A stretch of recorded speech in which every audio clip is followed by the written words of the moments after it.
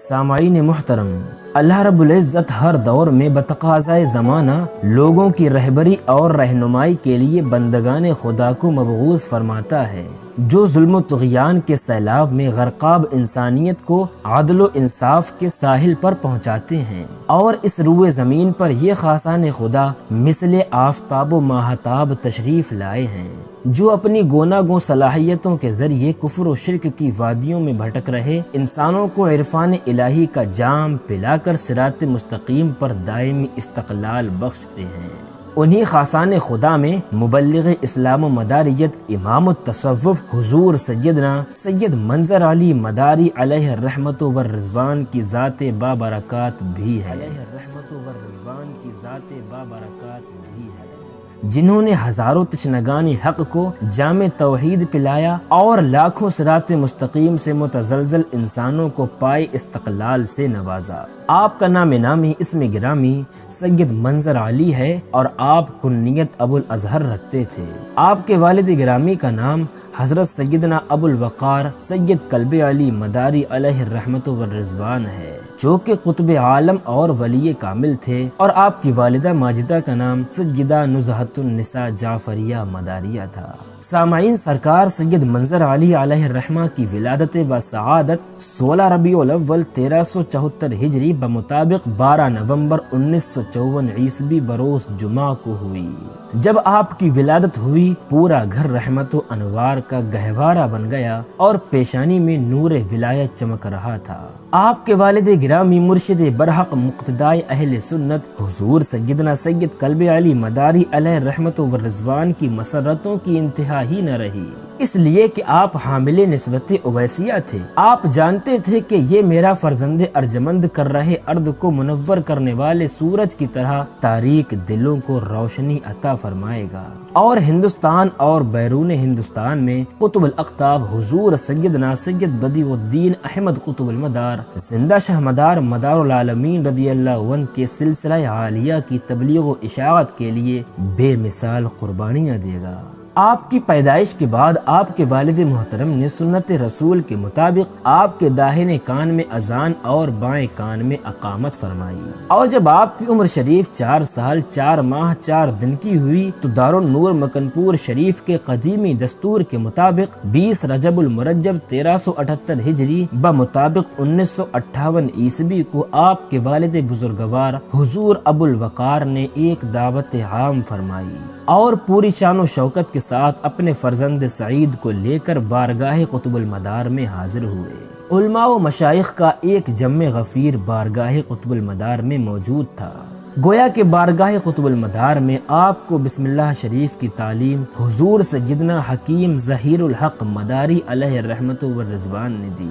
رسم بسم اللہ شریف کے وقت بسم اللہ شریف کے علاوہ دیگر کلمات حسنہ بھی پڑھائے گئے، جنہیں بچے بمشکل پڑھ پاتے ہیں، مگر سیدی مرشدی منظر علی علیہ الرحمہ نے بسم اللہ شریف کے علاوہ وہ دیگر کلمات بھی بآسانی اور بآواز بلند پڑھ کر سنائے۔ سامعین، حضور سیدنا منظر علی علیہ رحمت والرضوان نے ابتدائی تعلیم خانقاہ عالیہ مداریہ کے قدیم ادارہ مدرسہ وقار العلوم عثمانیہ کے مکتب میں منشی سید کرامت حسین مداری، منشی سید احمد الدین مداری، سیدی سرکار حسین مداری، مولانا غلام حسین مداری، حافظ عبد الصمد مداری وغیرہ سے حاصل فرمائی۔ اس کے بعد آپ نے اپنے والد بزرگوار قطب عالم سید کلب علی مداری علیہ الرحمت والرضوان سے عربی فارسی کی اعلیٰ تعلیم حاصل کرنے کے لیے مدرسہ جانے کی خواہش ظاہر فرمائی تو والد ماجد نے آپ کو بڑی محبت و شفقت کے ساتھ اپنے پاس بٹھایا اور مژدہ سنایا کہ بیٹا تمہیں کون پڑھائے گا، تم کو تو سرکار مدار العالمین پڑھائیں گے، تمہیں مزید کسی کے سامنے زانوئے تلمس دراز کرنے کی ضرورت نہیں۔ اور پھر فرمایا کہ بیٹا جاؤ کوئی کتاب لے کے آؤ۔ آپ اردو کی پہلی یا دوسری کتاب لے کر والد بزرگوار کی خدمت عالیہ میں حاضر ہوئے۔ حضور ابو الوقار نے فرمایا بیٹا پڑھو۔ آپ نے چند سطریں ہی پڑھی تھیں کہ والد محترم نے فرمایا بیٹا بس، اور اپنے سینے سے لگا کر اپنی وہبی امانتوں کا امین بنا کر علم و حکمت کا آپ کو بحر بے کرا بنا دیا۔ سامعین، حضور ابو الازہر علیہ رحمہ بظاہر کسی مدرسے میں حصول تعلیم کے لیے تشریف نہیں لے گئے، اس کے باوجود آپ علم قرآن، حدیث، تفسیر، فقہ، منطق، فلسفہ، سائنس وغیرہ علوم و فنون میں ید طولہ مہارت کاملہ رکھتے تھے اور علماء و مشائخ کے سامنے ایسے علمی اشکالات پیش فرماتے کہ سبھی دم بخود رہ جاتے۔ آپ کا اندازہ گفتگو اور طریقہ تبلیغ و ارشاد ایسی انفرادیت کا حامل تھا جو آپ کے علاوہ میں قطعی معدوم نظر آ رہا ہے۔ آپ علم تصوف کے ناپیدا کنار سمندر تھے، ناپیدا کنار سمندر تھے۔ اور سامعین، بابائے قوم ملت حضور سیدنا حکیم سید ولی شکو مداری و دیگر اکابرین علیہ رحمت و رضوان حضور سیدنا سید منظر علی علیہ رحمہ کا عارفانہ جواب سن کر فرماتے تھے کہ بیٹا منظر علی، تمہاری جیسی عارفانہ گفتگو کے لیے ایک عمر چاہیے، اور پھر جی بھر کر دعاؤں سے نوازتے۔ اور جب حامل نسبت اویسیہ حضور ابو الوقار کی نگاہ ولایت نے آپ میں مرشد برحق بننے کی اہلیت کا مشاہدہ فرما لیا تو 1972 عیسوی میں سلسلہ عالیہ مداریہ میں بیعت کیا اور سلسلہ عالیہ کے تمام مخصوص اوراد و اعمال و اشغال مرحمت فرما کر اجازت و خلافت سے سرفراز فرمایا۔ سامعین، جب ہم حضور سیدنا ابو الازہر سیدی منظر علی علیہ رحمت و رضوان کی زندگی پر نظر ڈالتے ہیں تو آپ کی زندگی اعلیٰ اخلاق کے زیور سے مزین نظر آتی ہے۔ آپ ہمیشہ لوگوں کے ساتھ رحمت و رافت، عفو و درگزر سے پیش آتے تھے، دوسروں کے لیے ایثار و قربانی کے جذبے سے کام لیتے تھے، قرابت داروں کے ساتھ تعلق رکھتے تھے، ان سے حسن سلوک کے ساتھ پیش آتے اور ان کے دکھ درد میں شریک ہو کر تعلقات کو خوشگوار رکھتے۔ اگر کسی سے کوئی تکلیف پہنچتی تو اسے معاف فرما دیتے، کسی کے گھر تشریف لے جاتے یا کسی دینی محفل میں شریک ہوتے تو سنت مصطفیٰ صلی اللہ علیہ وسلم کے مطابق دخول و جلوس فرماتے۔ اور قرآن مقدس کی روشنی میں بزرگ ترین وہی ہے جو صاحب تقوی ہے۔ اللہ رب العزت کا فرمان عالی شان ہے جس کا ترجمہ یوں ہے کہ بے شک اللہ کے یہاں زیادہ عزت والا وہ ہے جو تم میں زیادہ پرہیزگار ہے۔ اور سامعین، تقوی بغیر علم کے نہیں ہو سکتا، چاہے وہ درس گاہ سے ملے یا اللہ تبارک و تعالیٰ کی طرف سے ملے یا بزرگوں کی نظر سے ملے۔ علم بغیر عمل کے ایسے ہی ہے جیسے درخت بغیر پھل کے۔ علم کے بغیر تبلیغ و ارشاد کا کام بھٹکنا اور بھٹکانا ہے، اور مبلغ کا کردار قوم کے لیے نمونۂ عمل ہوتا ہے۔ اور مبلغ مداریت امام التصوف حضور ابو الازہر سید منظر علی مداری علیہ رحمہ کی ذات بابرکات علم و عمل کا سنگم تھی۔ آپ کا وجود مکمل اسلامی رنگ میں رنگا ہوا تھا۔ آپ اخلاص کے پیکر تھے۔ آپ کے واعظ و نصیحت میں اخلاص درس اول کی حیثیت رکھتا تھا۔ آپ فرماتے تھے کہ اخلاص سب سے اہم شے ہے، دنیا میں اخلاص ہی کامیابی کی بنیاد ہے۔ بظاہر کوئی کتنا بڑا نیکی کا کام کر لے، لیکن اس کی نیت کے متعلق یہ معلوم ہو جائے کہ اس کا مقصد ذاتی یا شہرت یا نمائش تھا تو اس کام کی قدر و قیمت فوراً نگاہوں سے گر جاتی ہے۔ حضور ابو الازہر علیہ رحمہ کی زندگی کا کوئی بھی گوشہ اسلام کے دائرے سے خارج نہیں تھا، اور آپ نے سن شعوری کی عمر سے کبھی بھی روزہ یا نماز قضا نہیں ہونے دی۔ آپ کی پابندی نماز کا یہ عالم تھا کہ اگر آپ سفر فرماتے تو گاڑی کے ڈرائیور سے پہلے نماز پڑھوانے کا عہد لے لیتے، اور وہ راضی ہوتا تو آپ گاڑی پر سوار ہوتے، ورنہ گاڑی کو ترک فرما دیتے۔ ایک مرتبہ شدت بیماری کے سبب آپ کی نفل نماز اوابین چھوٹ گئی، جس کے سبب آپ اتنا روئے کہ آپ کے آس پاس سبھی موجود اس کیفیت سے لرز اٹھے اور خوف خدا سے آنسوؤں کی بارش ہونے لگی،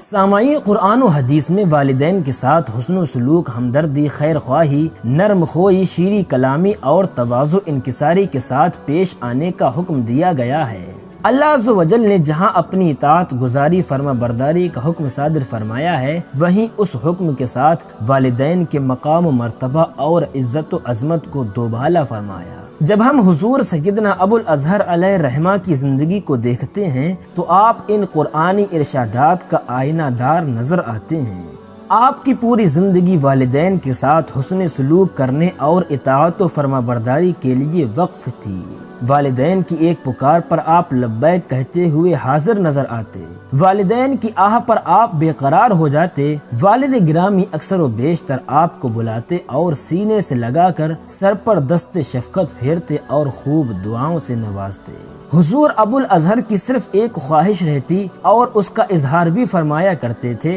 کہ میری خواہش ہے کہ جب والد گرامی اس دار فانی سے کوچ فرمائیں تو وہ مجھ سے راضی ہوں، یہی میری سب سے بڑی کامیابی اور دولت عظمیٰ ہوگی۔ آپ اکثر و بیشتر اپنی زندگی اور موت کے بارے میں فرمایا کرتے کہ جب تک میری ماں حیات ہیں انشاءاللہ اس وقت تک مجھ کو دنیا کی کوئی شے ضرر نہیں پہنچا سکتی۔ آپ کی والدہ ماجدہ سیدہ نزہۃ النساء جعفریہ مداریہ فرمایا کرتی تھیں کہ میرا منظر علی مجھ سے دنیا کی ہر شے سے زیادہ محبت کرتا ہے۔ سامعین، حضور سیدنا ابو الازہر سیدی منظر علی علیہ رحمت و رضوان نے کئی کتابیں بھی تصنیف فرمائی ہیں جن کا مطالعہ ایمان کی بالیدگی کا سبب اور ساتھ ہی ساتھ جن سے حضور ابو الازہر علیہ رحمت و رضوان کے دینی و علمی بصیرت کا اندازہ بھی ہوتا ہے۔ آپ کی تصانیف میں سر فہرست کتابیں مدار کیا ہے، المعروف بہی حضرت بدیع الدین قطب المدار کو مدار العالمین کہنا چاہیے، اور دوسری کتاب حج و عمرہ کا تحقیقی جائزہ المعروف بہی حج گائیڈ، اور تیسری کتاب آپ کی خدمات اہل باطن، اور چوتھی کتاب صوفیہ اسلام اور جدید سائنس جیسی معتبر کتابیں موجود ہیں۔ آپ نے ہندوستان کے مختلف صوبوں میں جو آخری سفر فرمائے ہیں شاید ہی کوئی ایسا صوبہ ہو جہاں آپ نے آخری سفر کی بات نہ کی ہو، لیکن عشاق کی سماعتیں ایسی خبروں پہ کان کہاں رکھتی ہیں، وہ تو بس محبوب کے جلووں میں گم ہوتے ہیں۔ ہم یہاں اختصاراً چند جھلکیاں آپ حضرات کے نظر نواز کر رہے ہیں جن سے واضح طور پر ثابت ہو جائے گا کہ واقعی اللہ والوں کے کمالات و اختیارات سے سرکار مدینہ صلی اللہ علیہ وسلم کا ادراک ہوتا ہے، جن کو سن کر آپ یہ کہنے پر مجبور ہو جائیں گے کہ جب ادنا غلاموں کا حال یہ ہے تو پھر قاسم نعمات مختار کائنات سرور کونین محمد رسول اللہ صلی اللہ علیہ وسلم کے علم و فضل کا کیا عالم ہوگا۔ سامعین، حضور ابو الازہر 22 ذی الحجہ 1428 ہجری کو ممبئی تشریف لے گئے اور 6 محرم الحرام 1429 ہجری کو آخری سفر کہتے ہوئے واپس آئے، اور جب آپ نے 12 محرم الحرام 1429 ہجری کو راجستھان کا سفر فرمایا اور 2 صفر المظفر 1429 ہجری کو یہ فرماتے ہوئے واپس مکن پور تشریف لائے کہ اب یہاں میرا بیٹا اظہر آیا کرے گا،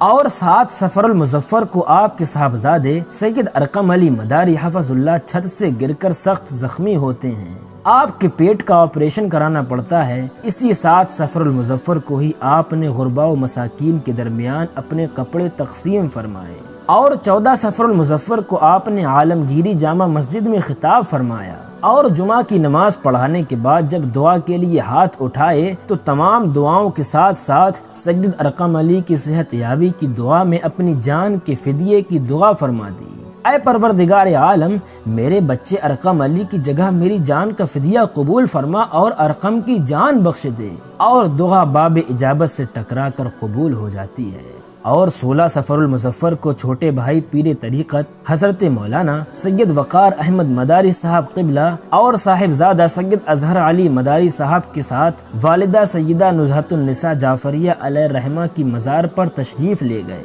اور اماں کے پہلو میں اپنی قبر کے لیے لکڑی سے خط کھینچا، اور پھر فرمایا دیکھو اظہر، میری اماں کے پاس کوئی دوسرا نہ آ جائے، اور پھر 18 صفر المظفر کو ہیلتھ ہاسپٹل کانپور میں اپنے بیٹے سید اظہر علی مداری قبلہ سے فرمایا، اے اظہر، میں نے ابا کے عرس کا پورا انتظام کر دیا ہے، اب تم کو دیکھنا ہے اور اب ہم ابا کے پاس آرام کریں گے۔ سامعین، سرکار سیدنا منظر علی علیہ رحمت و رضوان نے اپنی وفات کی اتنی پیشن گوئیاں فرمانے کے بعد 21 صفر المظفر 1429 ہجری مطابق 29 فروری 2008 بروز جمعہ صبح 8:45 پر راہ عمل کا یہ مرد قلندر اور علم و معرفت کا سمندر ہمیشہ کے لیے زنجیرہ حیات کو توڑ کر ابدی زندگی کی آغوش میں جا کر آزاد ہو جاتا ہے، ابدی زندگی کی آغوش میں جا کر آزاد ہو جاتا ہے۔ ابدی زندگی کی آغوش میں جا کر